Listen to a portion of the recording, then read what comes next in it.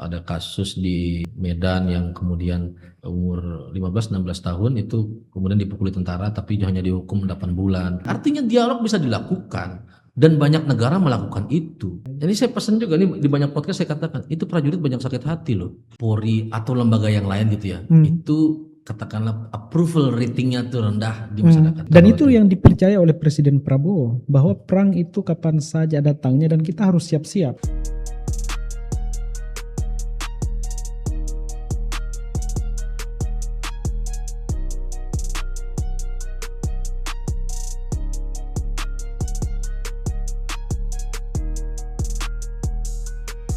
Memang kalau seperti itu ini ya variabel-variabelnya secara optimisme kita khawatir.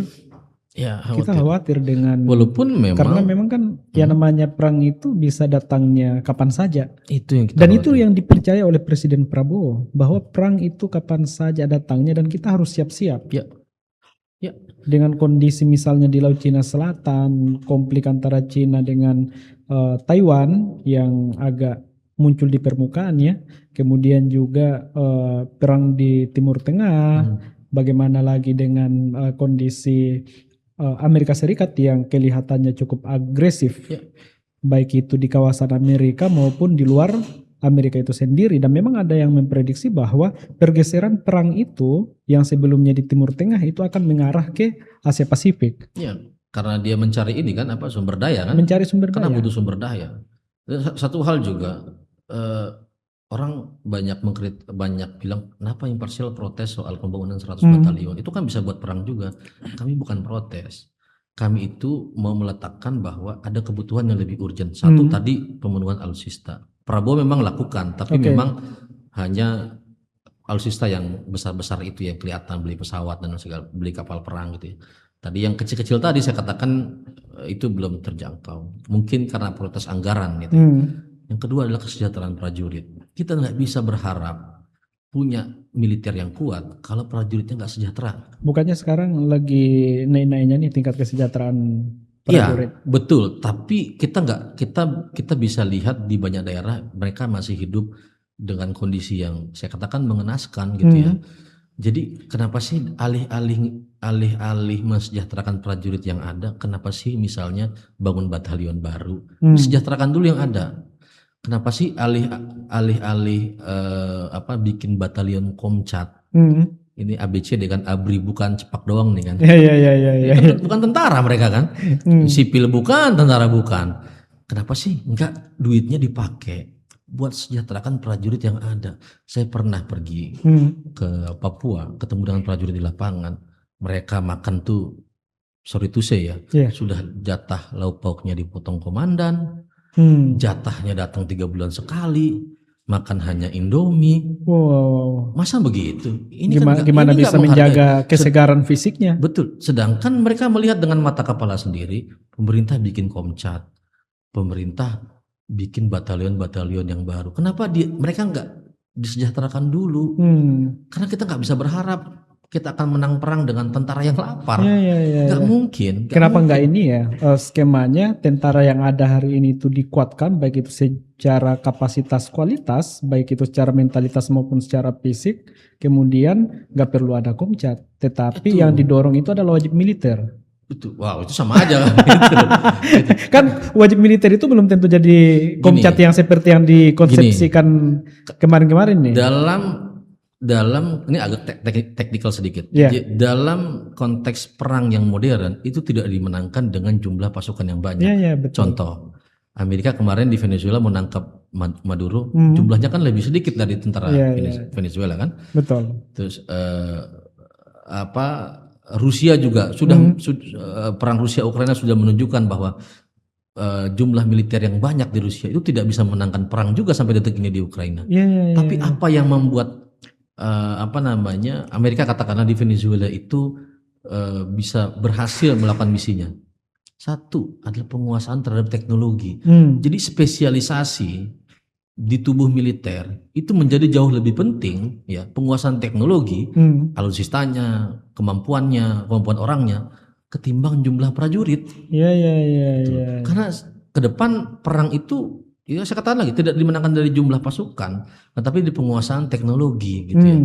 Interoperability antar matra itu jauh lebih penting ketimbang Oke. jumlah pasukan yang banyak. Karena percuma pasukan yang banyak kalau misalnya dia tidak menguasai teknologi canggih. Itu loh. Nggak bisa memenangkan perang begitu. Karena ke depan perang akan menguasai wilayah yang lebih kecil, wilayah yang memang menjadi tujuan, bukan lagi menguasai seluruh wilayah. Itu terbukti di Venezuela. Tujuan dia tangkap presidennya, selesai. Gitu. Atau misalnya dalam konflik Azerbaijan Armenia, tidak melulu harus menguasai seluruh wilayah kecil saja. Nah, perang ke depan begitu, dengan teknologi drone, teknologi bahkan ke depan cyber attack ya, AI lebih jauh investasinya dilakukan kepada teknologi, jauh lebih baik investasinya dilakukan kepada alutsista, penguasaan teknologi ketimbang jumlah prajurit yang banyak. Indonesia kebalik, Indonesia bikin prajurit regulernya banyak sekali, 100 batalion yang tujuannya bukan semata-mata untuk perang tadi, karena tujuannya tadi untuk nyangkul-nyangkul juga termasuk bangun jalan, tapi juga bikin komcat. Iya. Jadi saya pesan juga nih di banyak podcast saya katakan itu prajurit banyak sakit hati loh. Kenapa? Karena ini gua aja nggak diurusin, ngapain lu bikin komcat yang bukan tentara? Oke.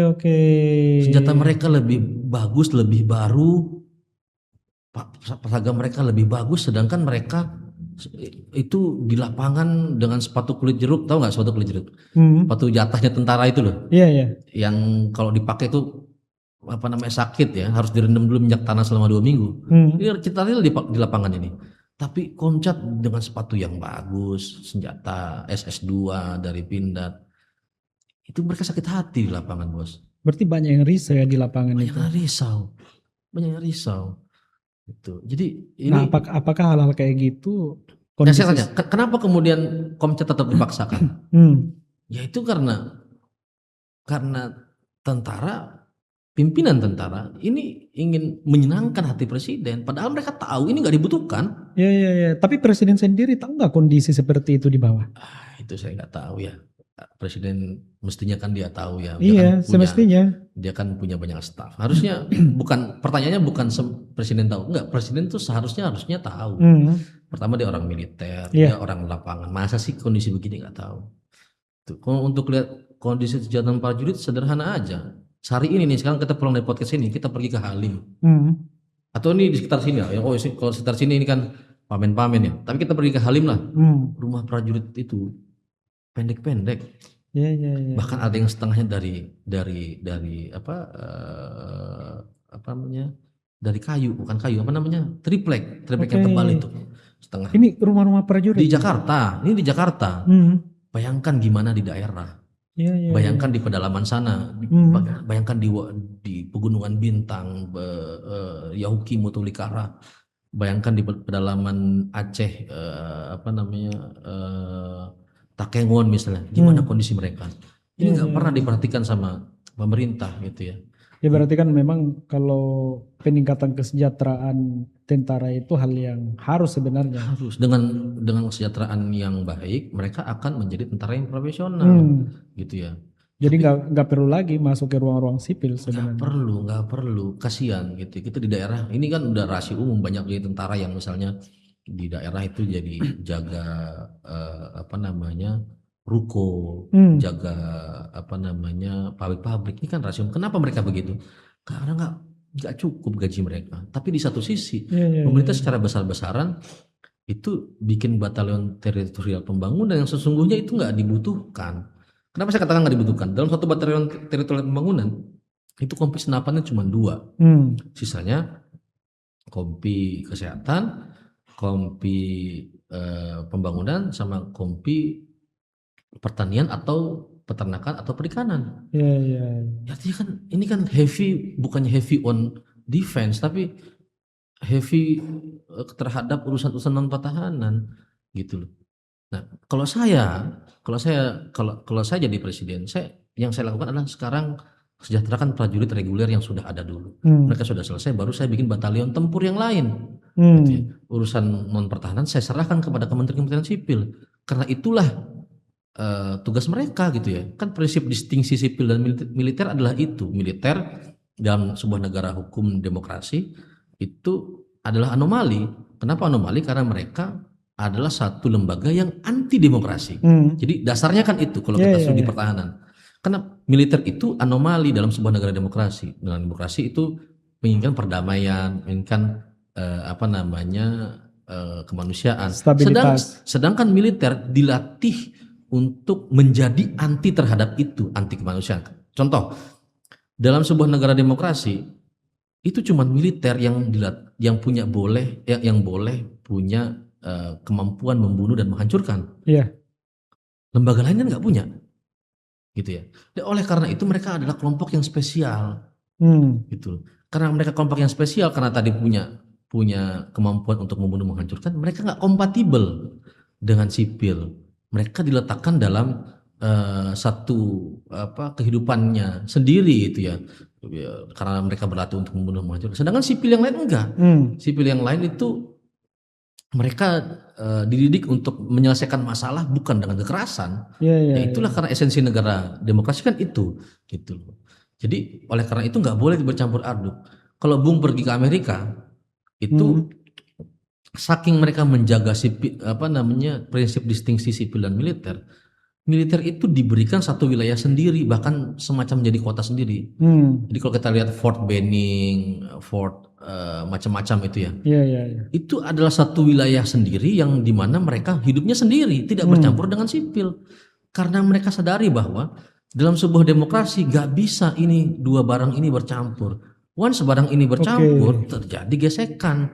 Dan kalau terjadi gesekan, ya kan, yang kalah siapa? Pasti sipil. Kenapa? Karena sipil tidak dilatih untuk melawan dengan cara-cara kekerasan. Sedangkan militer sebaliknya, mereka harus wajib menguasai cara-cara kekerasan itu, gitu. Karena mereka bersiap tadi katakan untuk menghadapi ancaman perang, gitu. Mereka harus menguasai itu. Sedangkan sipil tidak.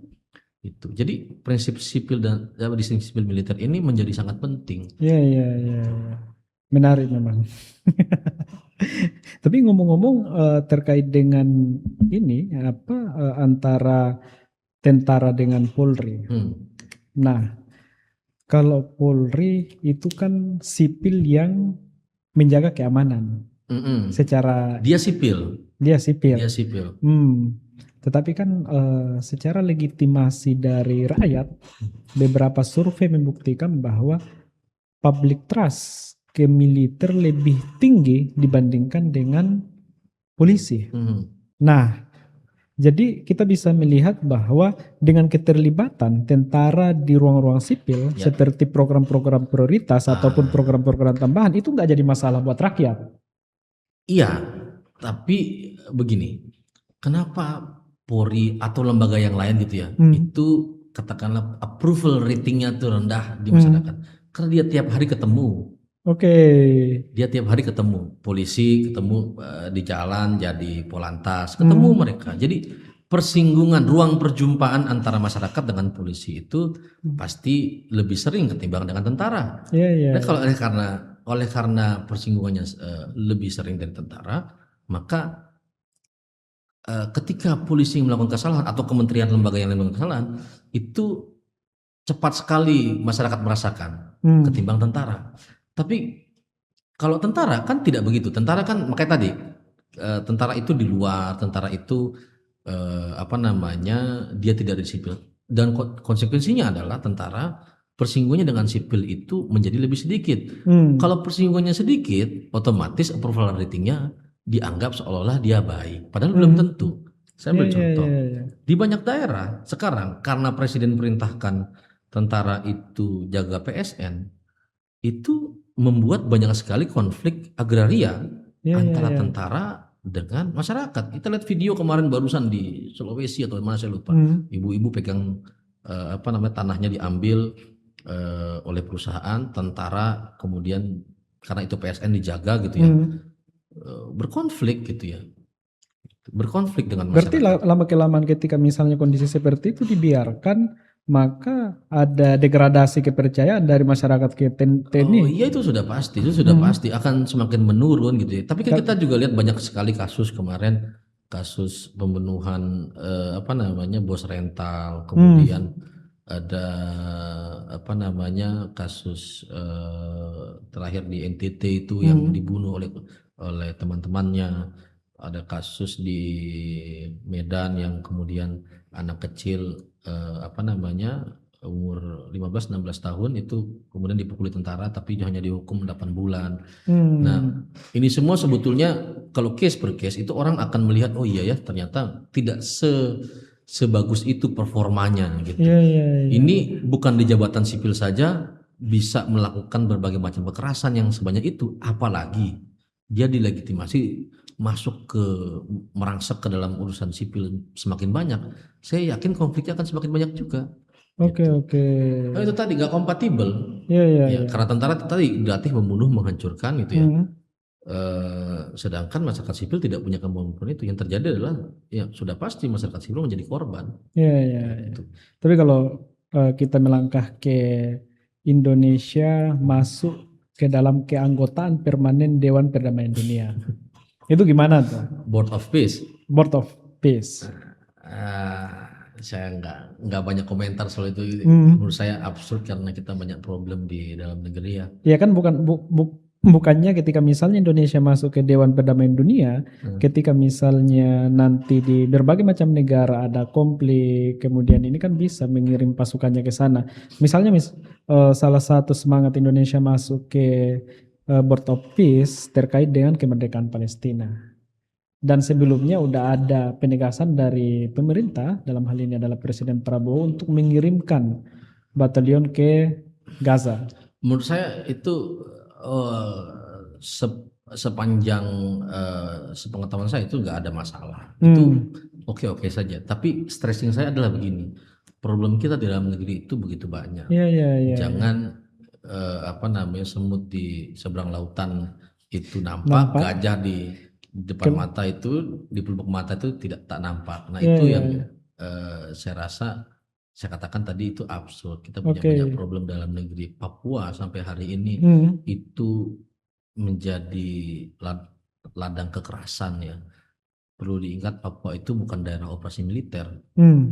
Kalau Aceh dulu kirim pasukan itu tetapkan dulu sebagai daerah operasi militer. Papua kan tidak. Tapi kita bisa lihat dengan mata kepala kita secara gamblang pengiriman pasukan ke Papua begitu besar.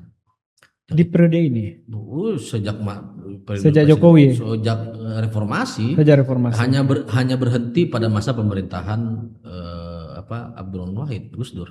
Itu berhenti. Setelah itu operasi militer itu dilakukan terus-menerus di Papua.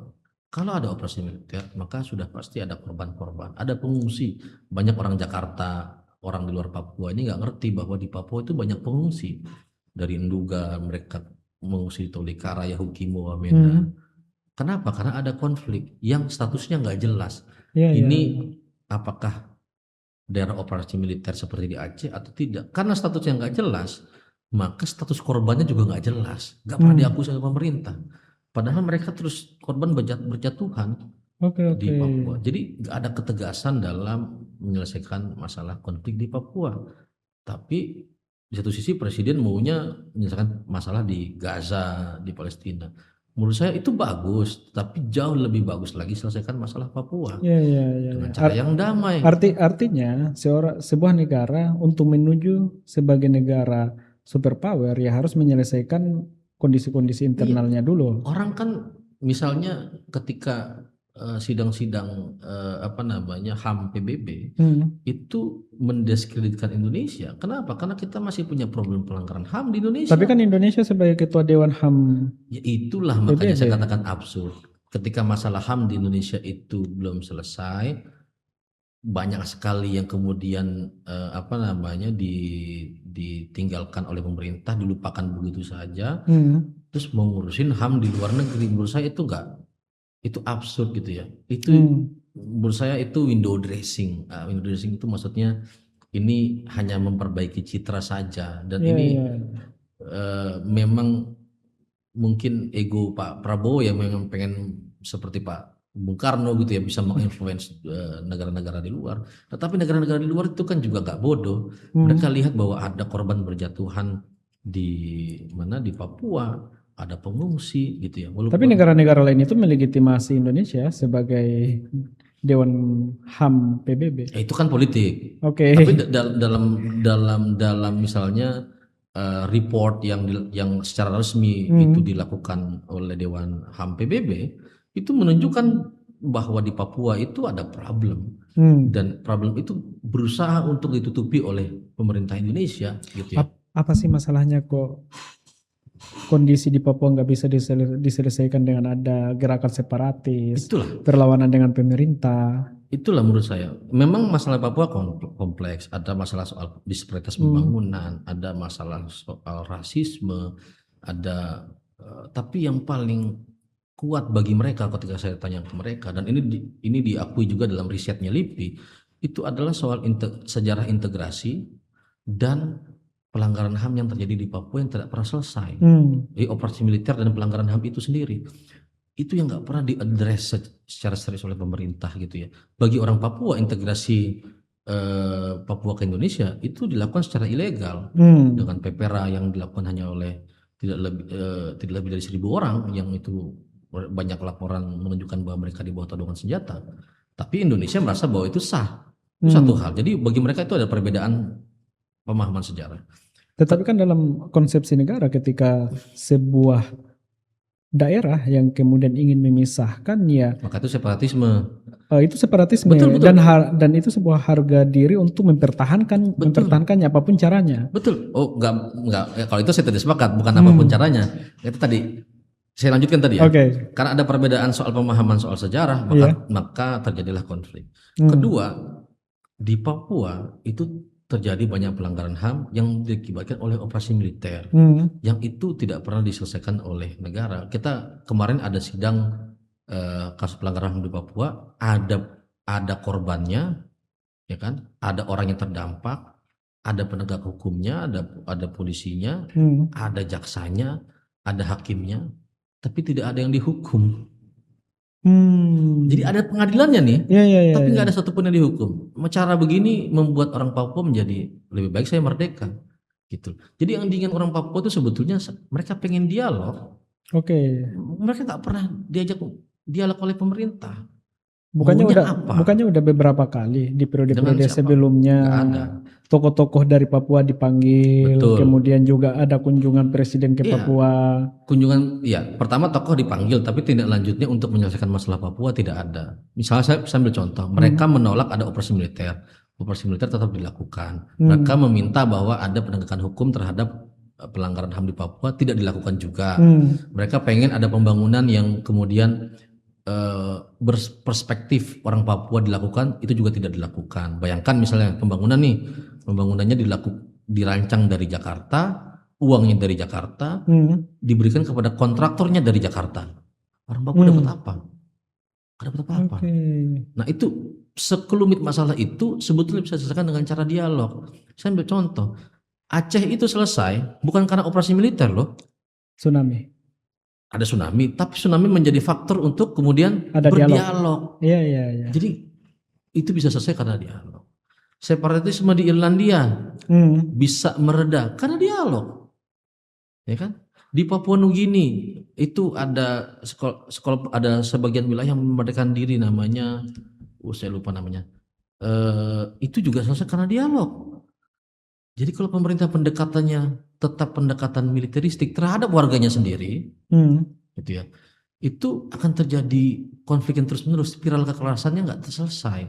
Ini seperti misalnya kita pacaran, ya kan? Kita punya pacar, terus pacar kita mau putus sama kita, tapi kita pukulin pacar kita. Yang terjadi adalah dia semakin ingin pisah dengan kita. Itu yang terjadi di Papua. Tapi kalau kita selesaikan dengan ngobrol dengan pacar kita dengan baik-baik, apa sih kamu maunya, misalnya gitu ya.